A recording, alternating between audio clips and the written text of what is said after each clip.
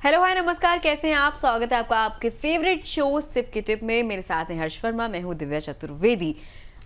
इस शो को हम रोज आपके लिए लेकर आते हैं। म्यूचुअल फंड से जुड़ी आपकी हर उलझन दूर होती है, एसआईपीज पर बात होती है। जो भी न्यू इन्वेस्टर हैं, जो लोग म्यूचुअल फंड के जरिए इन्वेस्ट कर रहे हैं, उनकी हर दुविधा यहाँ पर सुलझाने की हम दोनों कोशिश करते हैं।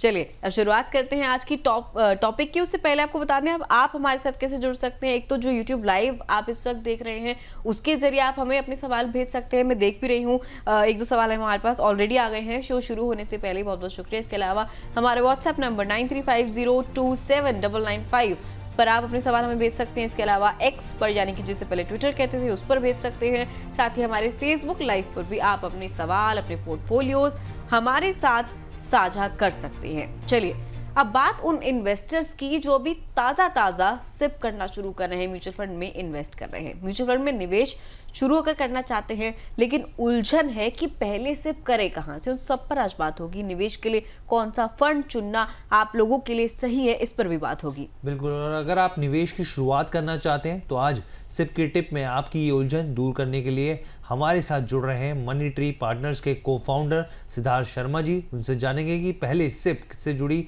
वो हर एक ज़रूरी बात जो हर एक निवेशकों को ये जाननी चाहिए। तो सर, सिप की टिप में आपका बहुत बहुत स्वागत है। Thank you so much Harsh. The pleasure is all mine. मैं हर बार आता हूँ, मुझे इतना जो प्रोत्साहन लोग जो देते हैं, मुझे ऐसा लगता है कि मैं हर बार कुछ ऐसा नया बता के जाऊं जिससे एक एक्सट्रीम वैल्यू एडिशन हो सके इन्वेस्टर्स की लाइफ में। बिल्कुल सर, और हमारे लिए भी बहुत ही प्रिविलेज की बात होती है कि आप जुड़ते हैं और हमारे जो व्यूअर्स के मन में जो भी कंसर्न होते हैं, दुविधा होती है, उनको दूर करते हैं यहाँ पर। तो सबसे पहला मेरा सवाल सर आपसे यही है कि म्यूचुअल फंड में पहली सिप शुरू करने वालों को आप क्या सलाह देंगे? क्योंकि कहते हैं कि पहली नौकरी खास होती है और पहली बाइक खास होती है, मतलब हर एक चीज़ बहुत खास होती है, तो पहली सिप भी बहुत खास होती है सर। तो क्या आप सलाह देंगे?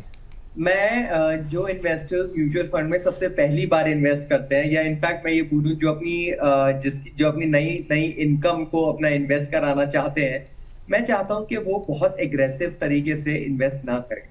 क्योंकि उसके पीछे कारण ये है कि लेट से अगर वो इन्वेस्ट करते हैं और एकदम मार्केट्स अगर टूट जाता है तो उनका मनोबल कम हो जाता है, उनका जो एक कॉन्फिडेंस और मोटिवेशन होता है मार्केट्स की तरफ से वो कम हो जाता है और उनको ऐसा लगता है कि मार्केट शायद उनके लिए नहीं बना।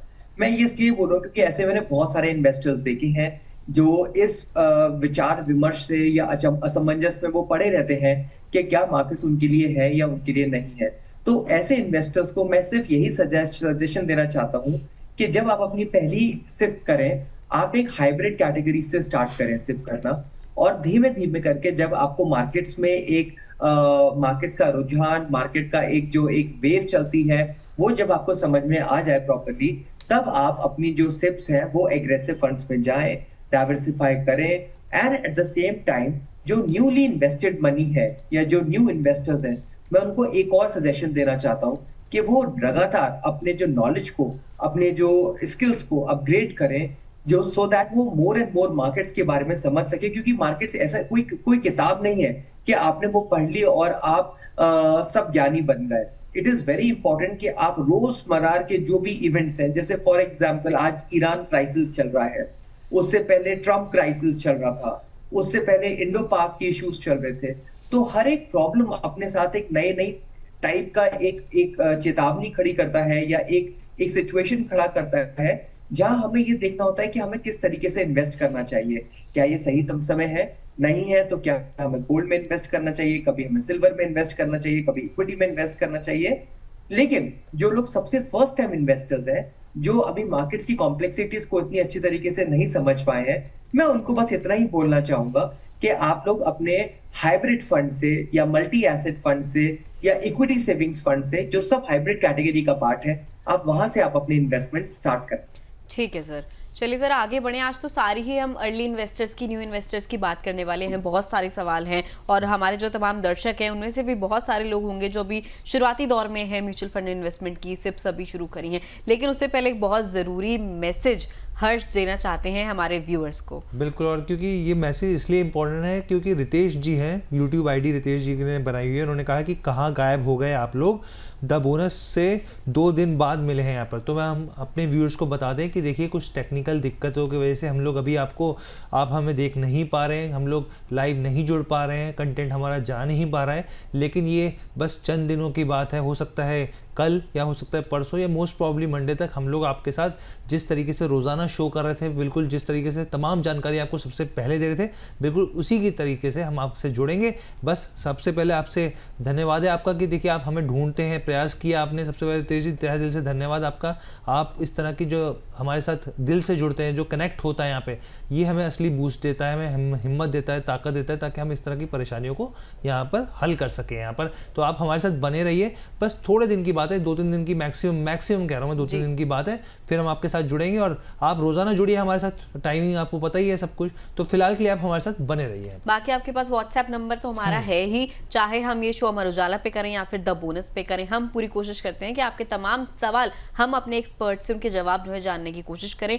दी बोनस पर टेक्निकल ग्लिच के कारण हम नहीं जुड़ पा रहे हैं, उसके लिए बहुत बहुत हम माफी चाहते हैं आपसे। मंडे से पूरी कोशिश रहेगी आने वाले सोमवार से कि दी बोनस पर, जहां पर आप हमें अब तक देखते आ रहे थे रोज शाम से 4 से 5 बजे, वहीं पर आप हमें आगे भी देखेंगे। चलिए अब चर्चा को आगे बढ़ाते हैं।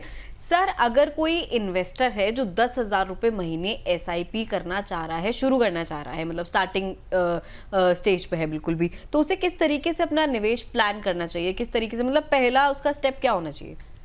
देवा, देखिए, अगर कोई 10,000 का इन्वेस्टमेंट करना चाहता है और वो एक इन्वेस्टर है, उसको 3-4 चीजों को समझना बहुत जरूरी है। सबसे पहले तो उसको मार्केट के बारे में थोड़ी इन्फॉर्मेशन होनी चाहिए। ये एक FD नहीं है जो जहां 15% सालाना आपको मिलेगा ही मिलेगा, क्योंकि बहुत इंपॉर्टेंट है। मार्केट्स अपना एक कैरेक्टरिस्टिक्स के हिसाब से, मार्केट का एक कैरेक्टरिस्टिक होता है जिसके थ्रू मार्केट्स आपको ऊपर नीचे जिसको क्रेस्ट एंड ट्रफ कहते हैं, उसके थ्रू होके एक रिटर्न जनरेट करके देता है। अगर इन्वेस्टर इस चीज को लेकर क्लैरिटी है कि वो अपना जो एक इन्वेस्टमेंट्स कर रहे हैं वो एक लंबे ड्यूरेशन के लिए कर रहे हैं, शॉर्ट ड्यूरेशन में अगर पोर्टफोलियोज नेगेटिव होते भी हैं तो वो अगर घबरा नहीं सकते हैं तो मार्केट्स उनके लिए बने हुआ है। और मैं उनको ये सजेशन देना चाहता हूं कि अगर आप फर्स्ट टाइम अगर आप SIPs कर रहे हैं तो आप लेट से 2 या 4 SIPs अगर आप करेंगे तो आप 2,500 की 4 करेंगे, और 2 SIPs करेंगे तो आप 5,000 की करेंगे। और आपकी जो SIPs हैं वो ऐसी होनी चाहिए जो काफी एग्रेसिव ना हो। लाइक फॉर एग्जांपल, आप मिड कैप्स में या स्मॉल कैप्स में इन्वेस्ट ना करें एकदम। आपको हाइब्रिड में या लार्ज कैप या फ्लेक्सी कैप जैसे फंड्स में इन्वेस्ट करना चाहिए। अगर आप इस तरीके से इन्वेस्ट करेंगे तो आप देखेंगे कि एक तो आपका रिस्क कम हो जाएगा पोर्टफोलियो में, and at the same time आपके जो रिटर्न्स हैं वो भी कैलिब्रेटेड फैशन में वो आते जाएंगे। ठीक है सर। ठीक है सर। अच्छा सर, एक सवाल यहाँ पे ये भी बनता है कि SIP की शुरुआत मिनिमम कितनी रकम से हम लोग जो व्यूअर्स हैं देख रहे हैं या फिर जो नए निवेशक हैं देख रहे हैं वो कर सकते हैं यहाँ पे? अगर आप नए निवेशक हैं तो आपके लिए कौन सा फंड सबसे बेहतर विकल्प होगा? और सर यहाँ पे क्योंकि सवाल बेसिकली यही निकल कर आता है कि भाई आपका गोल कितना बड़ा है, आप चाह क्या रहे हैं, कितने समय के लिए इन्वेस्ट करने जा रहे हैं, वो तो तमाम तरह के सवाल रहते हैं। लेकिन अगर सर एक जेनरिक वे में आपसे पूछा जाए कि भाई आप मिनिमम आप कितने रुपए में शुरुआत कर सकते हैं और किस फंड के साथ शुरुआत, मतलब किस कैटेगरी के साथ शुरुआत कर सकते हैं, वो आप सजेस्ट कीजिए। हर्ष, देखिए, अब तो मिनिमम SIP 250 रुपए तक की है जी, जहां आप 250 रुपए तक की आप SIPs कर सकते हैं। इनफैक्ट सेबी की जो प्रक्रिया है वो 100 रुपए तक आने की कोशिश है, जहां एक नॉर्मल, चाहे वो सब्जी वाला हो, वो दूध वाला हो, वो भी अपनी SIPs करवा सकते हैं।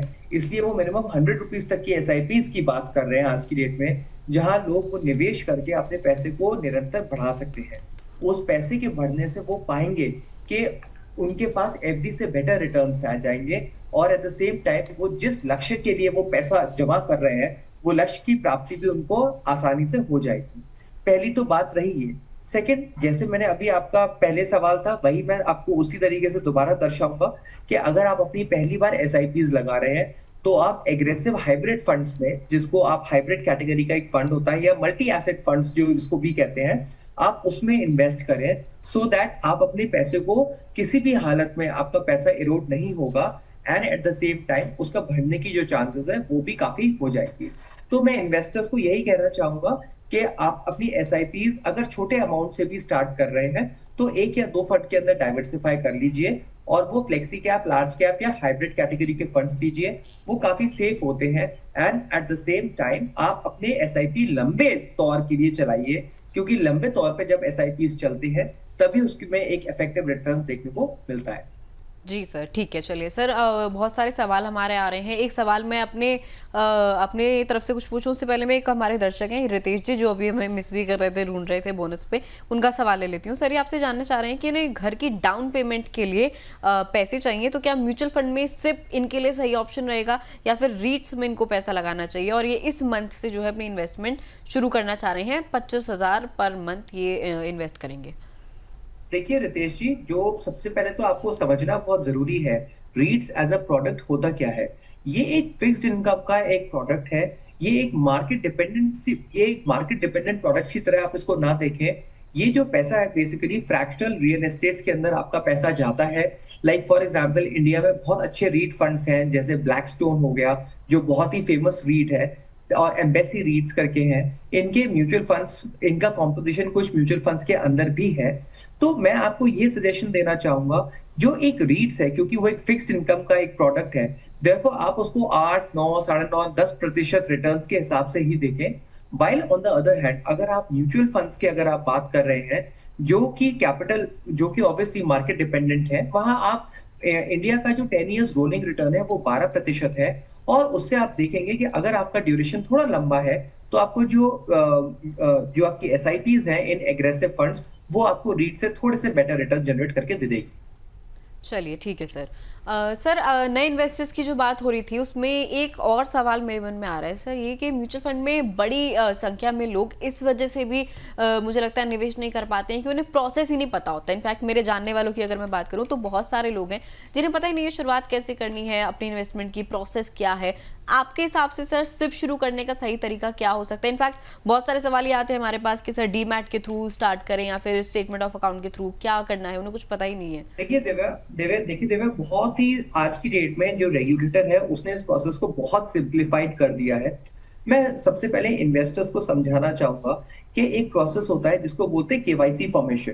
केवाईसी फॉर्मेशन की प्रोसेस से जब आप म्यूचुअल फंड्स में केवाईसी करवाते हैं, उसके बाद आप अपने इन्वेस्टमेंट स्टार्ट कर सकते हैं। इन्वेस्टर्स को समझना ये बहुत जरूरी है कि जो म्यूचुअल फंड का केवाईसी है और जो बैंक का केवाईसी है, दोनों अलग अलग चीज है। म्यूचुअल फंड की केवाईसी के लिए आपके पास एक पैन होना चाहिए, और आपके पास एक मास्ड आधार होना चाहिए, और आपके पास एक केवाईसी फॉर्म होना चाहिए, या फिर आप ऑनलाइन केवाईसी भी कर सकते हैं। एक बार आपका केवाईसी वैलिडेट हो जाता है, उसके बाद आप इन्वेस्टमेंट की जो प्रक्रिया है उसको सुचारू रूप से आप स्टार्ट कर सकते हैं, और आपके पास सारे फंड्स खुल जाते हैं, जहां आप large caps, mid caps, multi caps, small caps के अंदर एक प्रॉपर्ली इन्वेस्ट कर सकते हैं। इंडिया के अंदर 45 फंड हाउसेस है, आप किसी के फंड हाउस में भी आप इन्वेस्टमेंट प्रॉपर्ली स्टार्ट कर सकते हैं।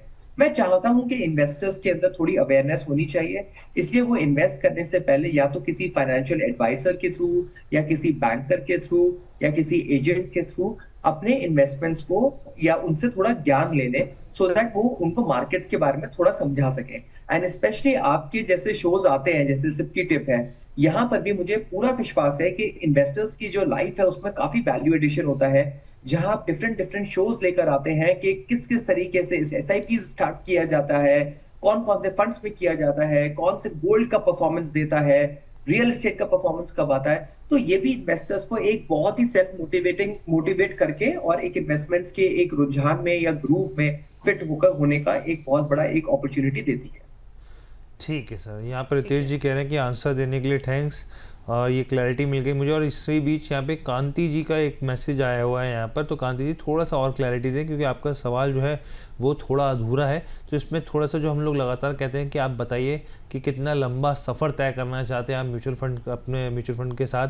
दूसरी चीज़ ये कि क्या नज़रिया रखते हैं आप, कितना आप सिप कर सकते हैं, कितना आप यहाँ पर ऐड ऑन कर सकते हैं। तमाम तरह के जो सवाल होते हैं हम लोग रोज़ाना पूछते हैं, तो आप इस चीज़ों को ऐड कीजिए, फिर मैं आपका सवाल लूँगा यहाँ पे सर के ज़रिए। अब सर एक सवाल अमन तोमर जी का है, यहाँ पे 30 साल इनकी उम्र है। ये कह रहे हैं कि मेरी 30,000 रुपये महीने की 4 SIPयाँ चल रही हैं, रिटायरमेंट के लिए अगले 20 साल तक निवेश करना चाह रहे हैं। पूछा कि मेरा पोर्टफोलियो रिव्यू कर दीजिए, कि ठीक है या नहीं है। तो इनके पोर्टफोलियो में कौन कौन से यहाँ पर फंड्स हैं वो बता देते हैं। देखिए पराग पारिक फ्लैक्सी कैप फंड है, 10,000 रुपये की यहाँ सिर्फ चल रही है। HDFC स्मॉल कैप फंड है, 10,000 की SIP यहाँ चल रही है इनकी। क्वाड मिड कैप फंड है, 7,000 की SIP यहाँ, 70,000 की SIP चल रही है इनकी।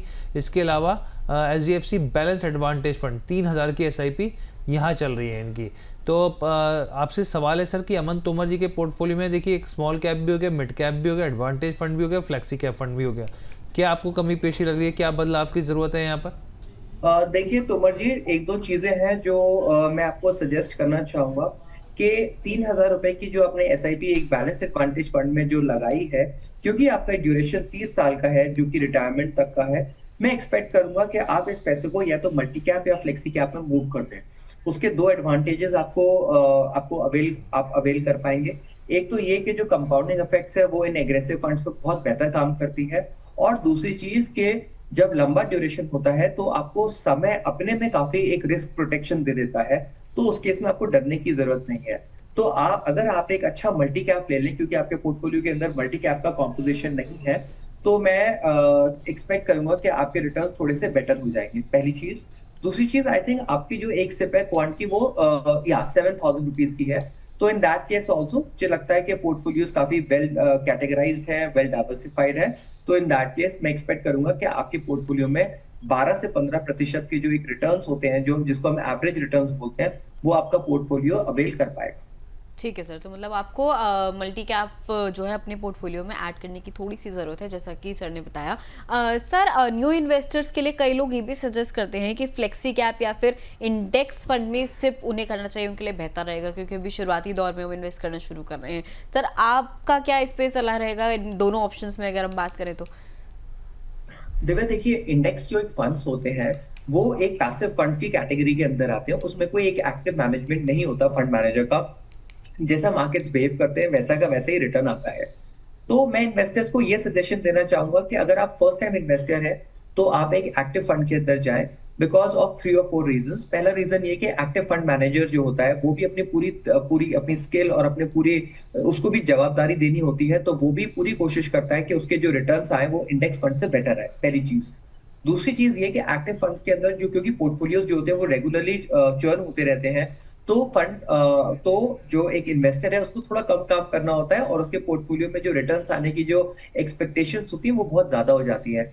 And at the same time मुझे ऐसा लगता है कि एक्टिव फंड्स जो है वो उन्होंने काफी बेहतरीन परफॉर्मेंस दी है इंडिया में, इसलिए एक इन्वेस्टर एक्टिव फंड्स के अंदर अगर जाता है तो उसमें कोई खराबी नहीं है। सो आई वुड जस्ट सजेस्ट कि आप एक्टिव फंड्स के अंदर जाएं, और एक्टिव फंड्स के अंदर भी अगर आप एक फ्लेक्सी कैप ओरिएंटेड फंड के अंदर जाएं, जहां पे फंड मैनेजर का बहुत ज्यादा रोल होता है कि उसको लार्ज के अंदर जाना है, मिड के अंदर जाना है, स्मॉल के अंदर जाना है, क्या रखना है, कैसे रखना है, कहां से परफॉर्मेंस आएगी, उसमें फंड मैनेजर आपकी काफी सारी सरदर्दी अपने ऊपर ले लेते हैं और वो रिटर्न जनरेट करके आपको दे देते हैं। ठीक है सर, एक सवाल सर यहाँ पर ये भी है कि छोटी छोटी बचत से कैसे एक फंड जो है वो बड़ा तैयार हो सकता है, कैसे इसमें मदद मिल सकती है, ये भी आप हमारे व्यूअर्स को सर बताएं यहाँ पर। और एक चार्ट भी हम लोग दिखाते हैं ताकि हमारे व्यूअर्स को क्लैरिटी मिल सके यहाँ पे कि आप छोटी छोटी बचत से कैसे एक बड़ा कॉर्पस यहाँ पे तैयार कर सकते हैं। यहाँ पे तो आपके सामने देखिए स्क्रीन के ऊपर 5,000 रुपये की सिप है, कितना फंड बनेगा ये देखिए, और सालाना 10% स्टेप अप हो रहा है यहाँ पे, और एक एवरेज 12% का जो अनुमानित हम रिटर्न लेके चलते हैं वो 12% है यहाँ पे। 10 साल की अवधि में आपका जो निवेश हुआ वो 9.5 लाख के आसपास हुआ, और अनुमानित वैल्यू जो हुई देखिए आप 16.5 लाख के आसपास पहुँचती हुई देखिए। 15 साल के अंदर 19 लाख के आसपास निवेश हुआ, 41 लाख से ज़्यादा बनता हुआ दिखा। 20 साल में आप देखिए 34 लाख तक का आपने निवेश किया, 93 लाख से ज़्यादा का अमाउंट यहाँ पे अनुमानित वैल्यू बनती हुई देखिए। यहाँ पे 25 साल की बात करें 59 लाख का निवेश, और ये सालाना 10% के स्टेपअप के साथ होता चला जा रहा है। दूसरा आप देखिए 25 साल के अंदर आपने 2 करोड़ का कॉर्पस तैयार कर लिया, फिर 30 साल के अंदर आपने लगभग आप मान के चलिए 1 करोड़ का निवेश हुआ आपका, और उसके सामने देखिए 4 करोड़ का। मतलब आप देखिए किस तरीके से यहाँ पे 4x का मुनाफा होता हुआ दिख रहा है यहाँ पर।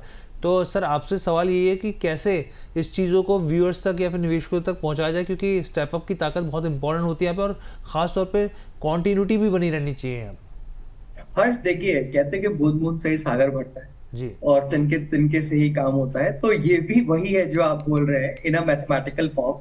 SIP एक देखिए SIP इटसेल्फ एक बहुत बड़ा टूल है जो आपको एक फोर्स सेविंग की तरफ मजबूर करता है, क्योंकि आपने तो एक बार मैंडेट दे दिया बैंक को, बैंक से ऑटोमेटिकली पैसा कट जाता है। उसमें भी अगर आप एक स्टेप अप की अगर आप फैसिलिटी लेते हैं, तो जैसे 5% या 10% का अगर आप स्टेप अप करते हैं अपनी एसआईपीज को, तो उसका सबसे बड़ा फायदा ये होता है कि आपका जो एक एसआईपी का जो रकम है वो एक 10% या 5% बढ़ जाती है। तो उससे आपकी जो फोर्स सेविंग है वो और भी ज्यादा हो जाती है। और स्टेप अप एसआईपी के केस में आपका, क्योंकि कॉर्पस जो है वो दिन ब दिन बढ़ता जाता है, जो आप इन्वेस्ट करते हैं उससे जो कंपाउंडिंग जो मिलती है वो भी बहुत ज्यादा मिलती है। So in that case step up SIP is a very very good tool, जहां इन्वेस्टर्स फोर्सफुली भी इन्वेस्ट करते हैं और उस पैसे को ग्रो कराते हैं। इन्वेस्टर्स को मैं हर बार यही बोलूंगा कि जो भी इन्वेस्टर्स बेसिकली एसआईपीज कर रहे हैं, वो स्टेप अप फैसिलिटी का एक प्रोविजन जो होता है हर एक एसआईपी में, आप उसको अवेल करें और 5 या 10% अपने जो पोर्टफोलियोज में अपने एसआईपीज को हर साल बढ़ाएं क्वांटम।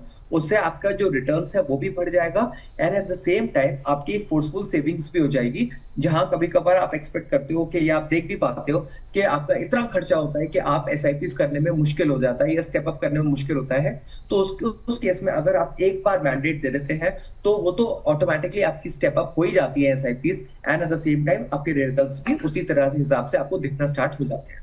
ठीक है सर, तो मतलब स्टेप अप से एक और फायदा ये भी है कि आप बहुत जल्दी अपना जो लक्ष्य है उसको अचीव कर सकते हैं। एक नॉर्मल अवधि के मुकाबले आप पहले ही उसे अचीव कर पाएंगे। सर, अगर सिप शुरू कर रहा है कोई भी निवेशक, तो उसके लिए सर स्टार्टिंग में एक अवधि का वो कैसे चयन करे, मतलब कितनी ड्यूरेशन उसके लिए बेटर रहेगी? आप मुझे एक बार दोबारा से इस सवाल बताइए, एक बार थोड़ा सा क्लियर नहीं हुआ मुझे। सर, अगर कोई इन्वेस्टर सिप शुरू कर रहे हैं तो निवेश के लिए जो अवधि का चयन है, ड्यूरेशन जो उन्हें चूज करनी है कि मैं कितने टाइम के लिए इन्वेस्ट करूंगा सिप के थ्रू म्यूचुअल फंड में, वो उन्हें किस बेसिस पर करना चाहिए? देखिए हर एक इन्वेस्टर का अपना एक गोल होता है। फॉर एग्जाम्पल कोई अपनी हायर एजुकेशन के लिए इन्वेस्ट करना चाहता है, लेट्स से फॉर एग्जाम्पल उसका उसका जो एक चयन है वो सिर्फ 5 साल हो। जैसे कोई इंसान अपने रिटायरमेंट के लिए जाता है, फॉर एग्जाम्पल उसको 20 से 25 साल के बाद रिटायर होना है, या कोई फॉर एग्जाम्पल अपने किड्स के एजुकेशन के लिए जो 10 साल के बाद जिसकी होनी है। तो हर एक इन्वेस्टर का एक अपना अपना एक गोल बेस्ड प्लानिंग होती है, और गोल बेस्ड प्लानिंग के हिसाब से ही एक अपनी इन्वेस्टमेंट को इस तरीके से प्लान अप करता है। The point is not this, the point is कि इन्वेस्टर्स को ये ध्यान रखना बहुत जरूरी है कि अगर उनको कंपाउंडिंग का एक्चुअली बहुत अच्छा लुत्फ उठाना है, तो वो 3 से 5 साल के बाद ही वो उनको देख पाते हैं उस कंपाउंडिंग इफेक्ट को। सो इन दैट केस मैं इन्वेस्टर्स से एक्सपेक्ट करूंगा कि आप अपनी सिप को एटलीस्ट 3 से 5 साल चलाइए, क्योंकि उस समय मार्केट्स अपने डिफरेंट फेजेस में जाता है और हर एक फेज में अपने अपने कुछ करेक्शंस आती हैं। उस करेक्शंस को आप अपने मोनेटाइज कर सकते हैं अपने पोर्टफोलियोज में थ्रू एसआईपीज, और आप देखेंगे कि आपका पैसा एक्चुअली बढ़ जाएगा, जो अदरवाइज असंभव हो जाता है आपको जमा करना और एट द सेम टाइम उस पैसे को बढ़ाना। ठीक है सर। अच्छा सर, एक सवाल यहाँ पर ये है कि म्यूचुअल फंड की विभिन्न कैटेगरीज में अगर अलग अलग रिस्क होता है, हम लोग ये मानते चले आए हैं लगातार, तो शुरुआती निवेशक अपना रिस्क प्रोफाइल कैसे समझे, ये कैसे समझे कि भाई मैं अगर यहाँ निवेश करूँगा तो फिर यहाँ पे मतलब एक खतरा हो सकता है, या फिर इस तरह की गलतियाँ हमें नहीं करनी चाहिए, तो रिस्क प्रोफाइल को किस तरीके से समझना चाहिए यहाँ पर? देखिए हर्ष, एक बात बताऊं, जब भी एक इन्वेस्टर जब सबसे पहले इन्वेस्ट करता है, तो जैसे अगर कोई फाइनेंशियल इन्वेस्टर होता है या म्यूचुअल फंड डिस्ट्रीब्यूटर होता है या इंडिपेंडेंट फाइनेंशियल एडवाइजर्स जिसको भी बोलते हैं, या बैंकर्स होता है, वो उनसे कुछ सवाल पूछते हैं जिससे उनकी रिस्क प्रोफाइलिंग बहुत अच्छी तरीके से हो जाए। और इनफैक्ट आज की आधुनिक युग में जहाँ डिजिटाइजेशन इस तरीके से हो गया है कि सॉफ्टवेयर ऑटोमेटिकली अपने आप आपकी रिस्क प्रोफाइल जमा करके आपको प्रेजेंट करके देती है। वो आपसे कुछ बेयर मिनिमल आपसे सवाल पूछते हैं, जैसे फॉर एग्जांपल आपकी क्या एज है, आपके पास्ट आपने कितनी सेविंग्स करी है, आपके पास सरप्लस कितना बचता है, आपका एनुअल सीटीसी कितना है, आपके डिपेंडेंट्स फैमिली में कितने हैं, आप कितने साल के लिए इन्वेस्ट करना चाहते हैं, आपके जॉब्स किस किस तरीके से चली हैं, आप आगे भी उसको किस तरीके से कंटिन्यू करना चाहते हैं। अगर ये सवाल की जवाब एक इन्वेस्टर प्रॉपरली फीड करता है या अपने एडवाइजर को बताता है, तो उनकी जो रिस्क प्रोफाइलिंग है वो बहुत क्लियर कट उनके सामने आ जाती है, क्या वो कंजर्वेटिव है या एग्रेसिव है, और अगर कंजर्वेटिव और एग्रेसिव भी है तो वो किस कैटेगरी के या किस लेवल पे कंजर्वेटिव है या एग्रेसिव है। तो रिस्क प्रोफाइलिंग होना बहुत ज्यादा जरूरी है, जो उससे पहले आप अपने इन्वेस्टमेंट स्टार्ट ही नहीं कर सकते। जितना केवाईसी होना बहुत ज्यादा इंपॉर्टेंट है, उतना ही आपकी रिस्क प्रोफाइलिंग होना भी उतना ही बहुत ज्यादा इंपॉर्टेंट है। ठीक है सर। चलिए सर, एक चीज और आती है हमें सुनने में कि गोल्ड बेस्ड सिप जो है वो भी एक ऑप्शन है इन्वेस्टर्स के लिए। तो सर पहले तो हम ये समझना चाहेंगे कि गोल्ड बेस्ड सिप होती क्या है, नए निवेशकों के लिए किस तरीके से ये बेहतर हो सकती है, अगर हो सकती है तो। देखिए दिव्या, जिस तरीके से हम लोगों ने अपनी एसआईपीज का जो एक अमाउंट है वो कम करके ₹250 तक कर दिया है, उस तरीके से गोल्ड बेस्ड एसआईपीज भी हो सकती है, जहां इन्वेस्टर एक ₹250 तक एक गोल्ड में इन्वेस्ट कर सकता है। गोल्ड बेस्ड एसआईपीज जो इसलिए स्टार्ट हुई थी क्योंकि बहुत सारा जो एक मिडिल क्लास का जो एक तबका है वो अपना पैसा गोल्ड में इन्वेस्ट नहीं कर पाता, बिकॉज गोल्ड एक बहुत एक्सपेंसिव कमोडिटी है और वो बनती भी जा रही है। तो इन दैट केस अगर आप एसआईपीज के माध्यम से अगर आप गोल्ड में इन्वेस्ट करोगे, तो सबसे पहले तो आपको गोल्ड में इन्वेस्ट करने का मौका मिल रहा है, पहली चीज छोटे अमाउंट से, चाहे वो ₹250 ही क्यों ना हो, पहली चीज। और दूसरी चीज ये कि गोल्ड जिस तरीके से अपने एक नए उछाल पर है, आप उसके जो एक रैली में पार्टिसिपेट भी कर सकते हैं। तो गोल्ड पे एसआईपीज भी काफी कॉमन है। अगर आप अपने डीमैट के थ्रू करना चाहते हैं तो आप गोल्ड बीज में इन्वेस्ट कर सकते हैं, गोल्ड के ईटीएफ्स में इन्वेस्ट कर सकते हैं। और अगर आप म्यूचुअल फंड्स के थ्रू इन्वेस्ट करना चाहते हैं तो आपके पास काफी सारे फंड हाउसेज हैं जिनके पास कॉरेस्पॉन्डिंग गोल्ड के म्यूचुअल फंड्स हैं, जहां पे जो अंडरलाइनिंग एसेट है वो इंटरनेशनल गोल्ड ईटीएफ्स ही है। तो आपको जो भी बेटर लगे आप उसके थ्रू आप गोल्ड के फंड्स में भी आप एसआईपीज लगा सकते हैं, and at the same time आप अपने पैसे को बढ़ते हुए भी देख सकते हैं। ठीक है सर, तो यानी कि यहाँ पे गोल्ड बेस सेप की यहाँ पे बात हो रही थी और यहाँ पर सर ने पूरी तरीके से क्लैरिटी दी समझाने की यहाँ पर। अब सर बहुत बहुत धन्यवाद, आप हमारे साथ जुड़े और आपने तमाम सवालों के जवाब दिए। और आज बेसिकली कंसर्न जो था, वो जो शो का जो पूरा टॉपिक था वो यही था कि अगर कोई निवेश की नई शुरुआत करना चाह रहा है तो वो कैसे कर सकता है, कैसे श्री गणेश कर सकता है और श्री गणेश करके कैसे लक्ष्मी तक पहुंच सकता है यहाँ पर। तो सर बहुत बहुत धन्यवाद, आप सिद्धार्थ जी हमारे साथ जुड़े और आपने कीमती समय अपना दिया। Thank you so much Harsh, and thank you so much Divya. Thank you sir. तो देखिए, हर बड़ी चीज़ की शुरुआत जो है एक छोटे कदम से होती है और म्यूचुअल फंड में वो पहला कदम है सिप। आज हमने जाना कि ₹500 से भी आप एक मजबूत निवेश यात्रा शुरुआत कर सकते हैं, बस ज़रूरत है सही दिशा और अनुशासन की। जी बिल्कुल, और आज के एक्सपर्ट जो थे हमारे सिद्धार्थ शर्मा जी, उन्होंने भी जो कुछ सलाह दी वो हर नए इन्वेस्टर के लिए निवेश की दिशा जो है तय कर सकती है। अगली बार फिर से हम आपको मिलेंगे सिप की टिप में। फिलहाल आप हमें अमर उजाला पर देख रहे हैं, बहुत जल्द आप फिर से हमें दी बोनस पर देखेंगे। उम्मीद करते हैं अगले हफ्ते के सोमवार या फिर मंगलवार से हम वापस से आपको उसी पते पर मिलेंगे जिस पर हम अब तक मिलते आए हैं। फिलहाल के लिए इजाज़त दीजिए, बहुत बहुत धन्यवाद।